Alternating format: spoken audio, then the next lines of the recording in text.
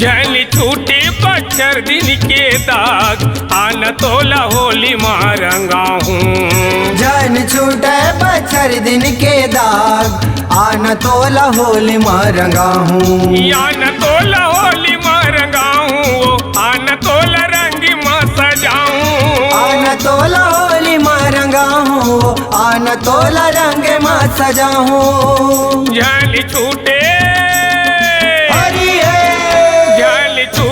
बच्चर दिन के दाग आन तोला होली मारंगा हूँ। जन छूटे बच्चर दिन के दाग आन तोला होली मारंगा हूँ।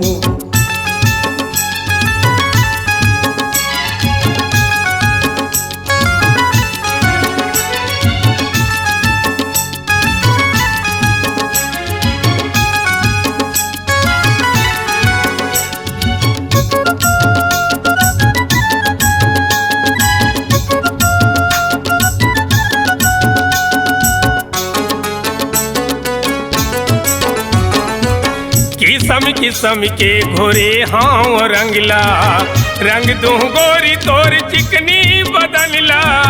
रंग दूँ गोरी तोर चिकनी बदनला रंग दूँ गोरी तोर चिकनी बदनला। मोर संग होली खेले बर सब तरस गे तोर बर कैसे मोर मतिहा बिगड़ गे। तोर बर कैसे मोर मतिहा बिगड़ गे तोर बर कैसे मोर मतिहा बिगड़ गे। मन भर के लगाऊं मैं गुलाल आन तोला होली मारंगा हूँ। जन छूटे बच्चर दिन के दाग आन तोला होली मारंगा हूँ।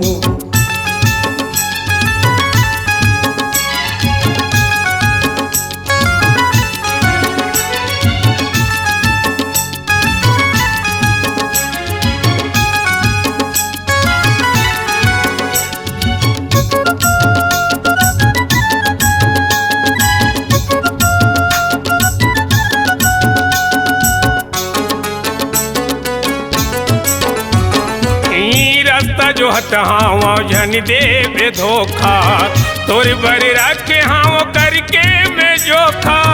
तोर बर रखे हाँ करके मैं जोखा तोर बर रखे हाँ करके मैं जोखा। का तोरे नैना जादू भरे कत कोटू रमन तोर पाछू पड़े।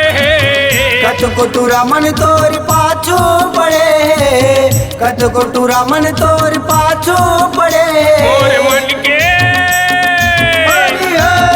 मोर मन के मड़ा दे ब्यास आन तोला होली मारंगा हूँ। जन छूटे बच्चर दिन के दाग आन तोला होली मारंगा हूँ।